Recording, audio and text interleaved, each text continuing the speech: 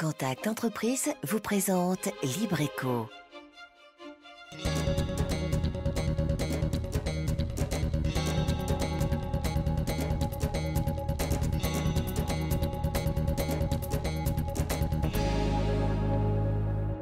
Salut à tous, c'est Libreco. Comme chaque mercredi, on vous amène à la découverte de nos entreprises, de ceux et celles qui les font vivre. Voici donc le sommaire de ce soir. Se regrouper pour avoir plus de poids sur le marché martiniquais, c'est le défi relevé par une dizaine d'entreprises et d'associations de l'île spécialisées dans le service à la personne. Réunies en grappes d'entreprises ou plus communément appelées clusters, elles nous prouvent que concurrence et collaboration peuvent faire très bon ménage. Fabriquée en Martinique, voici une nouvelle marque qui affiche la différence, c'est la boisson énergisante bio à base de kombucha, sans taurine ni conservateur. Ce sera le bon plan de la semaine, sans oublier nos chiffres et données économiques de l'île. Vous êtes prêts? Nous aussi, Libreco, c'est parti. La crise actuelle et le caractère insulaire de notre économie rendent obligatoire la structuration du marché de notre territoire. Alors souvent la petite taille, le manque de compétitivité et de moyens humains et financiers sont de véritables freins au développement des structures. Performance SAP, spécialisée dans le service à la personne, a trouvé la solution, se regrouper en clusters pour bénéficier d'un poids plus important sur le marché. Les explications d'Anaïk Le Garec.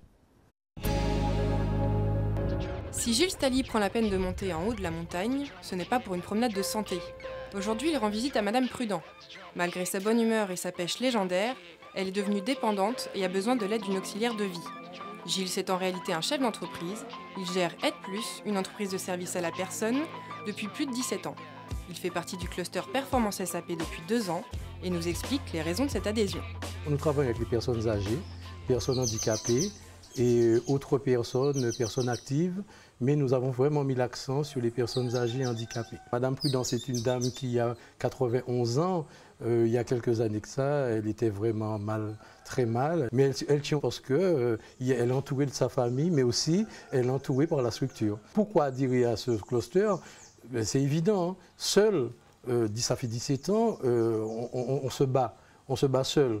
Le fait d'être à plusieurs, on nous prend plus au sérieux. Le chèque emploi service universel, c'est un mode de paiement que le Conseil général a mis en place il y a de cela 2 ans et qui constitue à donner des chéquiers aux personnes. Et avec ces chèques, nous sommes obligés de les envoyer en métropole. Nous sommes en train de voir avec le Conseil général et ils sont en train de financer avec nous pour qu'on puisse mettre des bornes. Et avec ces bornes, on n'aura plus besoin de les envoyer, qui fait que des frais postaux en moins et qui fait que nous pourrons les poster. Et nous sommes aujourd'hui à un délai de 21 jours et nous allons passer à 48 heures. C'est vraiment formidable. Et c'est grâce au cluster. Aide Plus fait partie des 10 structures que compose le cluster Performance SAP. La trop petite taille et le manque de moyens humains et financiers sont de véritables freins au développement de ces structures. Réunies pour bénéficier d'un point important sur le marché martiniquais, cette adhésion leur apporte performance et compétitivité. Performance SAP, c'est donc la synergie de 10 entreprises et associations martiniquaises qui permet à ses membres la mutualisation et l'optimisation de bonnes pratiques de production. Notre partenariat justement dans le cadre des ressources humaines va consister à pouvoir être beaucoup plus réactif pour pouvoir répondre aux besoins et aux demandes de nos clients et de pouvoir mettre en place, embaucher quelqu'un s'il le faut assez rapidement puisqu'à partir de ce moment-là, il y aura un travail qui sera déjà fait par le consultant RH. Il va nous proposer une CVTech, donc la recherche de candidature sera beaucoup plus rapide, le processus de recrutement et d'embauche sera plus rapide et nous permettra d'être beaucoup plus réactifs par rapport à la prestation que nous devrons mettre en place pour le client. Nous travaillons ensemble, effectivement, puisque nous avons un intérêt commun. D'accord, qui consiste, comme je l'ai dit tout à l'heure, au développement de nos activités. Et ces intérêts communs, ces actions collectives vont avoir un impact effectivement sur chacune de nos structures. Donc la structure va en bénéficier, je dirais, individuellement, mais elle peut en bénéficier que s'il y a un travail collectif derrière. Le cluster, effectivement, nous permet aussi de bénéficier d'une veille. Une veille d'information, donc savoir un petit peu ce qui se passe sur le secteur, éventuellement aussi les aides ou les appels à projets sur lesquels on peut se positionner.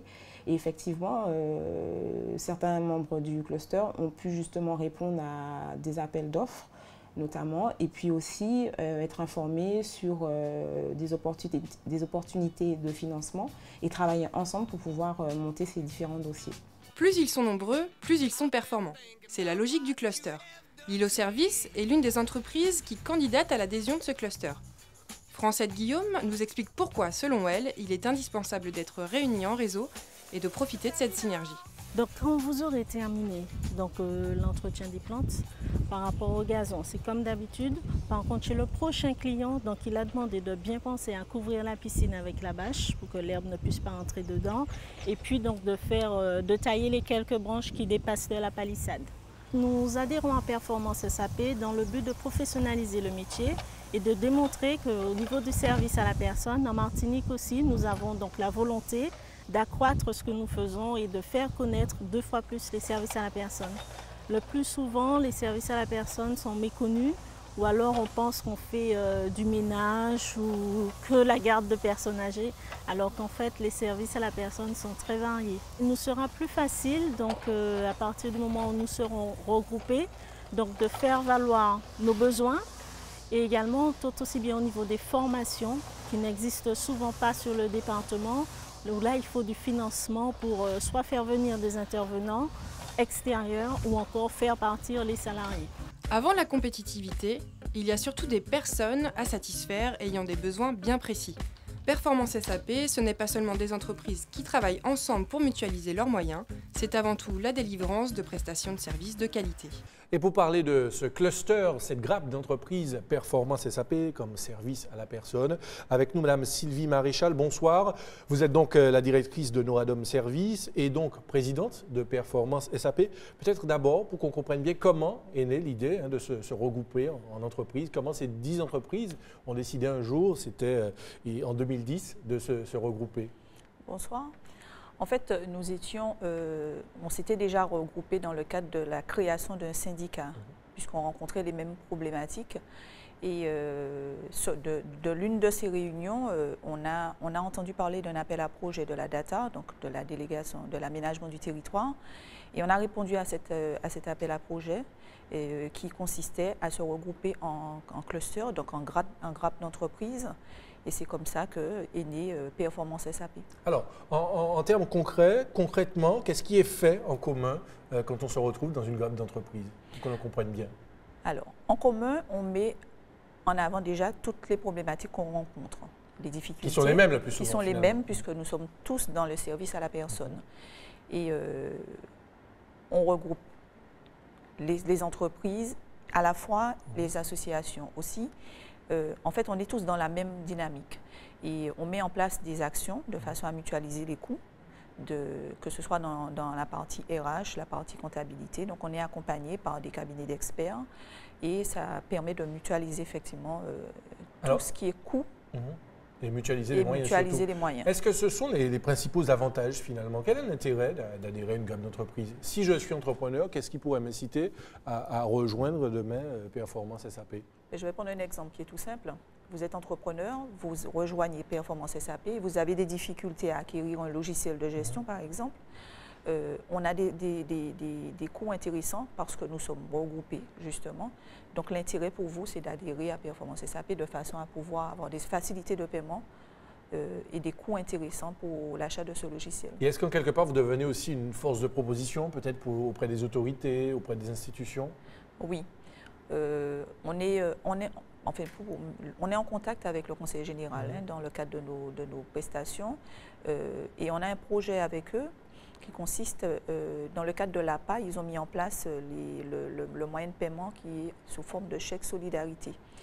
Ces chèques solidarité, il faut qu'ils partent en métropole, il faut qu'ils soient traités, donc ça, c'était des coûts complémentaires pour les structures déjà fragilisées.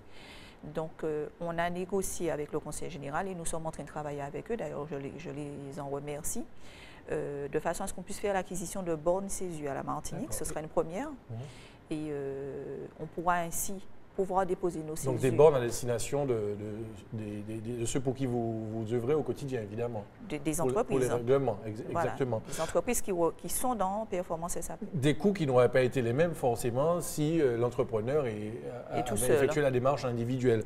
Voilà. On a compris. Est-ce que, au contraire, il y a des contraintes finalement quand on adhère à une grappe d'entreprise? Parce qu'il y a des intérêts, mais est-ce qu'il y a des avantages? Mais quels sont les éventuels inconvénients, les contraintes? Les contraintes, il n'y en a pas beaucoup.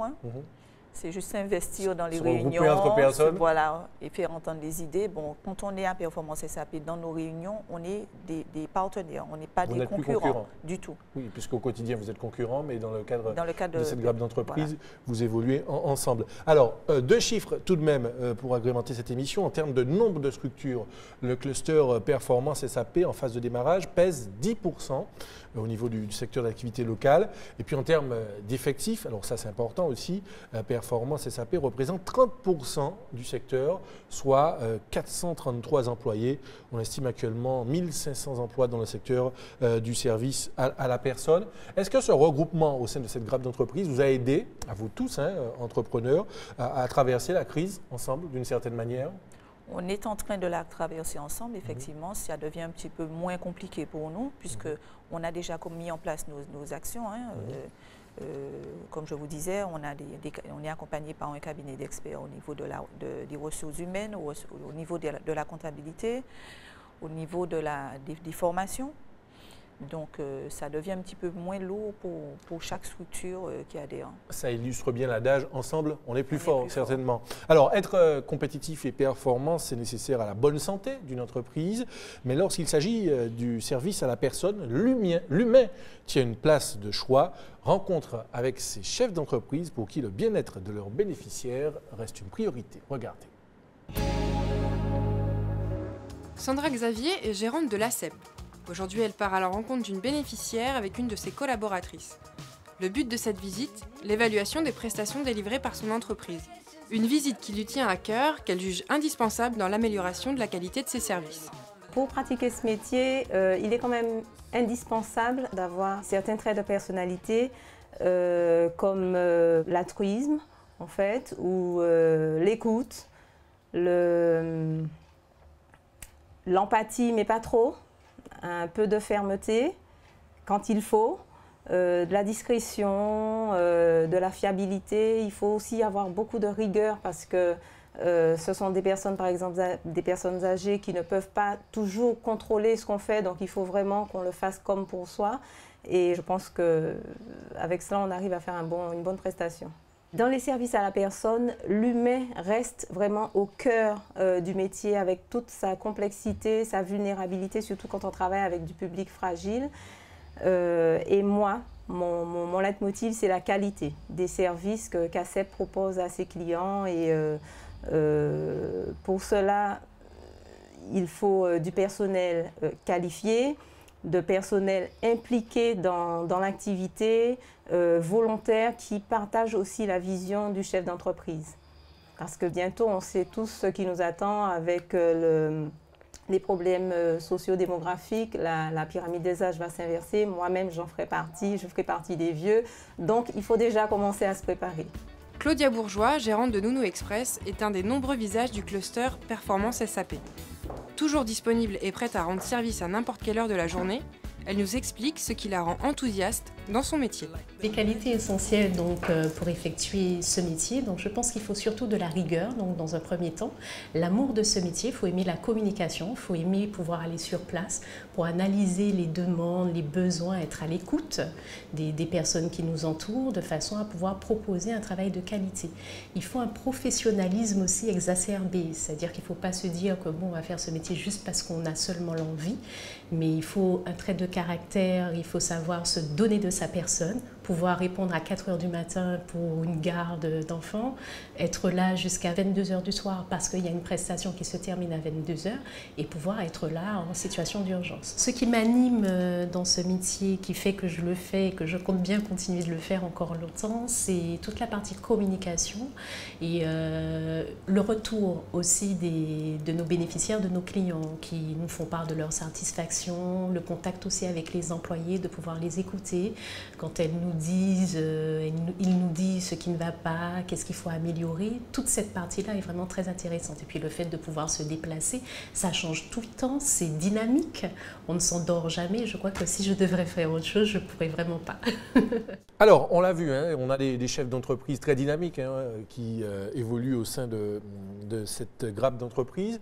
Concrètement, au niveau de la formation, qu'est-ce que vous leur proposez? Est-ce que si j'adhère à cette grappe d'entreprise, je peux soumettre une idée? Moi, j'ai besoin besoin d'une formation en communication, en comptabilité, etc. Est-ce qu'il arrive aussi que parfois, certains chefs d'entreprise vous soumettent des idées de formation? Oui, on en a recensé quelques-unes. Au sein de la GRAP, il y a des structures qui font appel à des cabinets d'experts de façon isolée. Donc on a regroupé cette partie-là, donc on peut faire appel, bénéficier de 2 cabinets conseils en matière de ressources humaines, d'un cabinet juridique, on est accompagné par 2 avocats, et la partie comptable avec un expert comptable. Et ce sont des conseils qui profitent à tout le monde finalement. Bien sûr. C'est-à-dire que l'idée qui aurait été émise par un chef d'entreprise bénéficiera à tous. Est-ce qu'il y a des projets en termes de qualification et de renforcement des compétences des dirigeants qui adhèrent à cette gamme d'entreprise? On souhaite rentrer dans le parcours HEC, Haute École de Commerce, et on est en négociation justement avec eux. Est-ce qu'il y a des demandes au niveau de vos dirigeants, peut-être pour aller dans d'autres secteurs, parce qu'ils évoluent dans un domaine qui est celui du service à la personne, mais est-ce qu'ils s'intéressent aussi à d'autres activités qui gravitent autour de votre domaine? Non, pour l'instant, ils sont plus dans la professionnalisation de leur structure. Et je pense que c'est déjà quand même un gros travail. Au quotidien, absolument. Alors, vous restez avec nous, on va vous retrouver tout à l'heure. Comme chaque semaine, voici une donnée économique qui concerne notre île. C'est le chiffre de la semaine.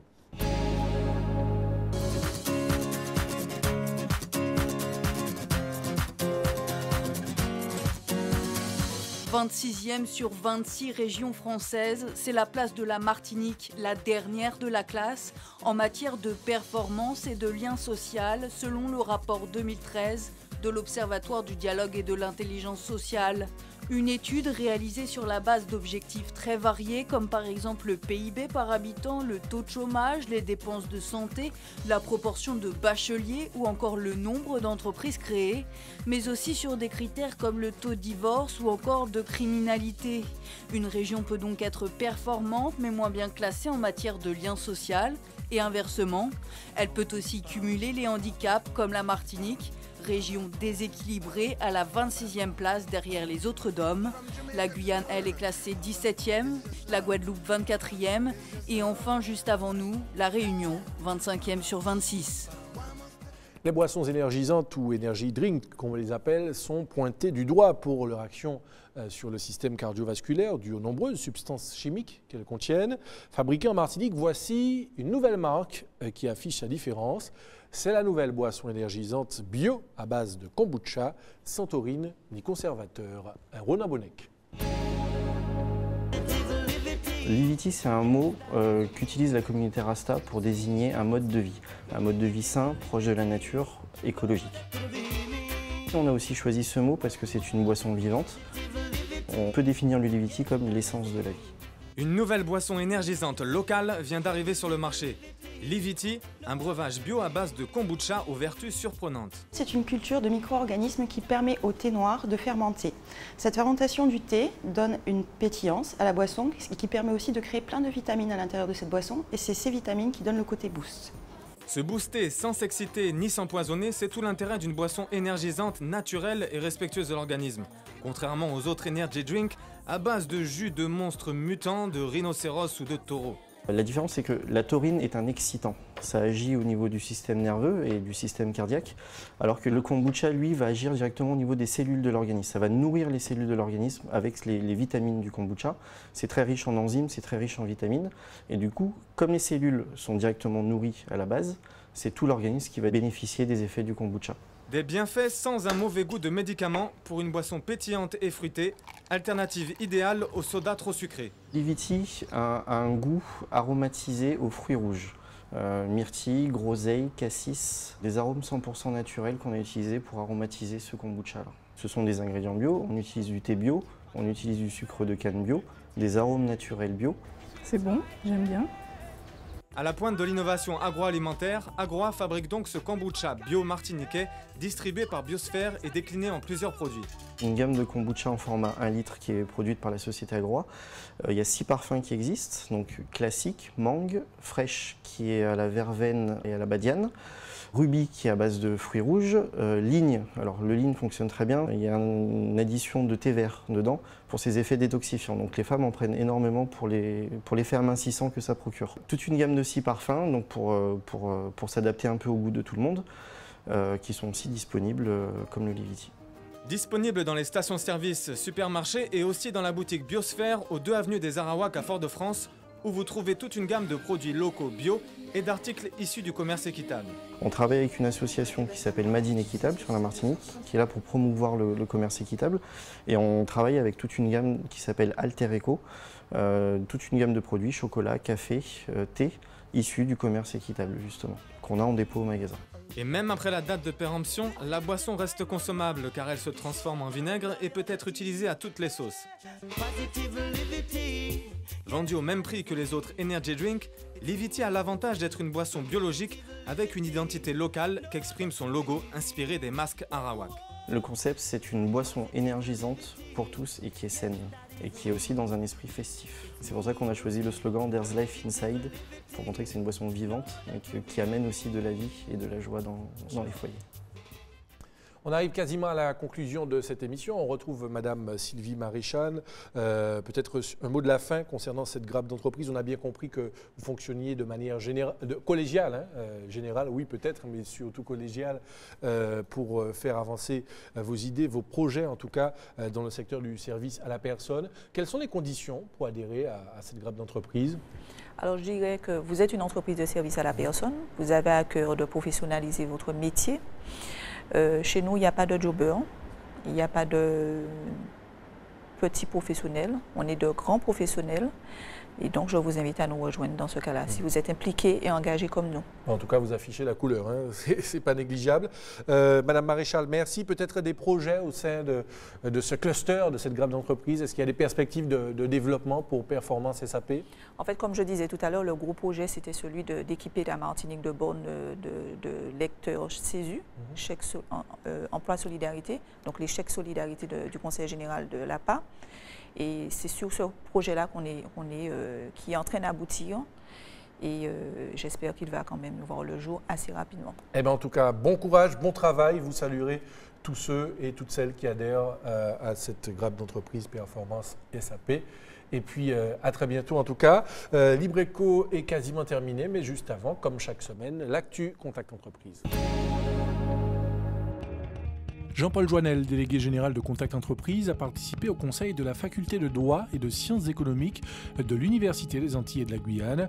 Il y représente le monde de l'entreprise. Rappelons que les présidents de Contact Entreprise et de l'UAG ont signé en janvier dernier une convention destinée à multiplier les actions en partenariat entre les adhérents de Contact Entreprise et l'UAG. Voilà, en espérant que vous avez pris bonne note, Libreco est maintenant terminé. On se retrouve la semaine prochaine, même heure, même antenne. En attendant, bonne soirée sur ATV.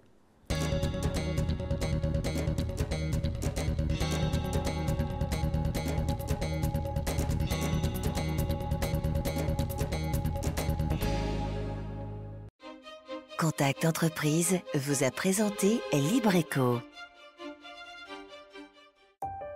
Retrouvez cette émission dès maintenant et pendant 7 jours sur atv.mq.